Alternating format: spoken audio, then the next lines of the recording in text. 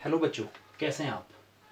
आज हम फिर से उत्तल दर्पण के सामने ऑब्जेक्ट को प्लेस करके देखेंगे।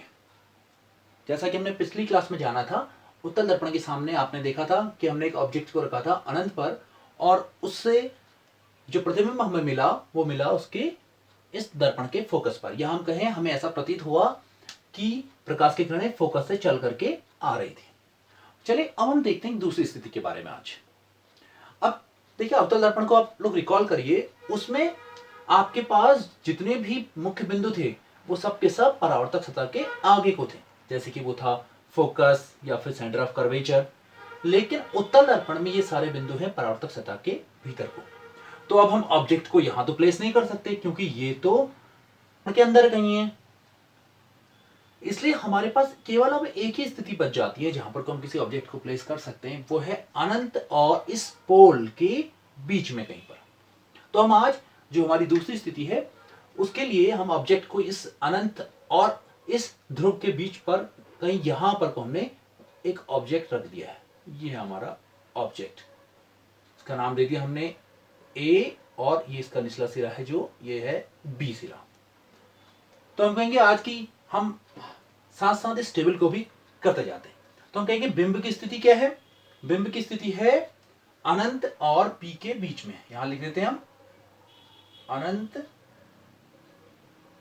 तथा पी यानी कि ध्रुव, इसको मैं ब्रैकेट में लिख दे रहा हूं,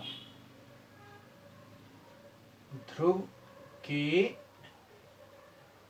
बीच में यहां पर को हमने एक ऑब्जेक्ट प्लेस कर दिया। अब आपको पता है पहला नियम, हम प्रकाश की किरण को इस मुख्य अक्ष के समानांतर गुजारेंगे कुछ इस प्रकार से। ये देखिए, पहली प्रकाश की किरण आपतित हो गई उत्तल दर्पण के परावर्तक सतह पर। अब आपको पता है, आपने पिछली क्लास में जाना भी है, क्योंकि ये एक डाइवर्जिंग मिरर है, ये अपसारी दर्पण है, और ये क्या करेगा, प्रकाश की किरण को अपसरित कर देगा बाहर की दिशा की ओर को, यहां से कुछ इस दिशा में। ये देखिए, ये अपसरित हो गई बाहर की ओर को, और यदि हम इसे पीछे मिला दें तो ये प्रकाश की किरण हमें मिलती हुई प्रतीत होती है फोकस पर, या हम कहें हमें ऐसा लगता है कि यहां से प्रकाश की किरणें चल करके आगे को आ रही हैं, ऐसा हमें प्रतीत होता है।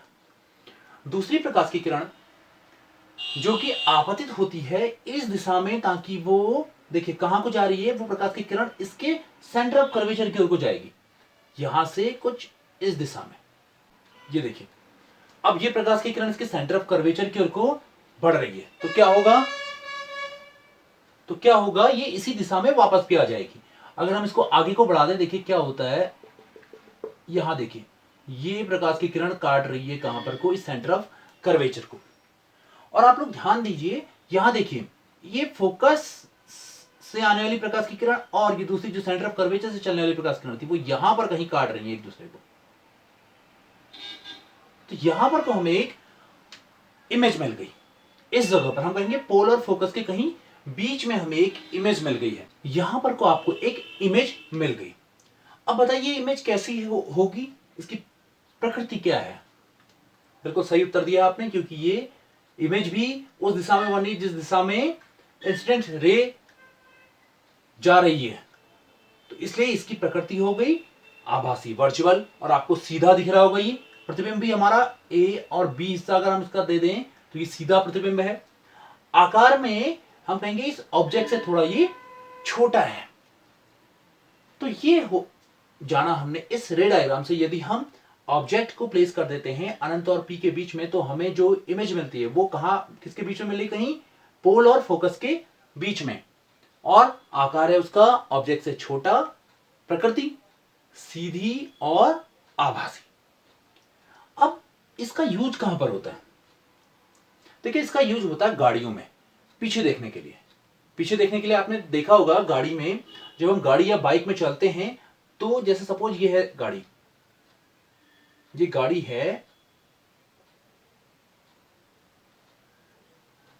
यहां पर एक मिरर लगा होता है जो ड्राइवर के सामने होता है।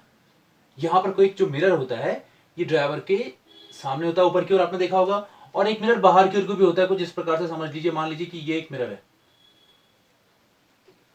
इस मिरर पर हमें जो पीछे से गाड़ी आ रही होती है, सपोज यहां से कोई गाड़ी और आ रही है, ये हमें दिखती है, ये माना एक गाड़ी आ रही है, तो इस मिरर में उसकी इमेज मिलती है, इन दोनों मिरर में।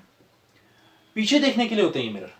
तो यहां पर कोई ये मिरर कौन सा यूज किया जाता है? उत्तल दर्पण। क्यों किया जाता होगा उत्तल दर्पण यूज? क्योंकि इसमें ऑब्जेक्ट की जो इमेज बनेगी वो हमेशा सीधी बनेगी और छोटी बनती है, जिसके कारण यहां पर जो ड्राइवर बैठा है उसका दृष्टि क्षेत्र बढ़ जाता है। दृष्टि क्षेत्र बढ़ने का अर्थ है उसको इस रोड में पीछे तक दिखाई देने लग जाता है, ज्यादा दूर तक, या हम कहें ज्यादा एरिया कवर होता है, उसका फील्ड ऑफ विजन बढ़ जाता है, जिससे ड्राइवर को पीछे तक या रोड में अत्यधिक क्षेत्र तक दिखाई देता है।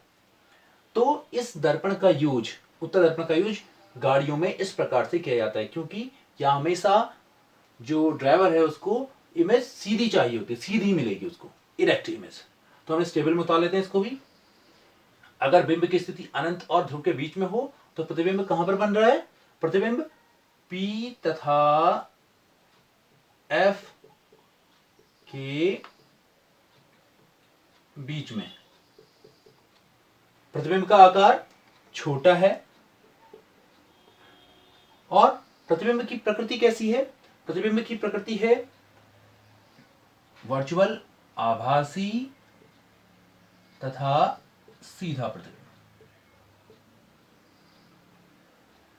तो ये सब कुछ हमें पता चलता है अगर हम ऑब्जेक्ट को रखते हैं P और अनंत के बीच में, यानी कि अनंत और ध्रुव के यदि हम ऑब्जेक्ट, तो हमें ये सब कुछ इससे पता चला। अगर हम, तो हमें इस रे डायग्राम से ये जानकारी हुई कि अगर हम उत्तल दर्पण के सामने ऑब्जेक्ट को अनंत और ध्रुव के बीच में रखते हैं तो उसका प्रतिबिंब P ध्रुव और फोकस के बीच में बनेगा, छोटा बनेगा, आभासी तथा सीधा प्रतिबिंब प्राप्त होगा। और इन सब कारणों से ही इसका यूज गाड़ियों में भी पीछे देखने के लिए करते हैं, उत्तल दर्पण का यूज। तो बच्चों आज की क्लास में हम यहीं तक लेंगे। आज जो आपने होमवर्क करना है उसमें आपने इस रे डायग्राम की सहायता से ये बताना है कि प्रतिबिंब की प्रकृति और इसका आकार किस प्रकार का बनता है। आज की क्लास के लिए यहीं तक। थैंक यू बच्चों।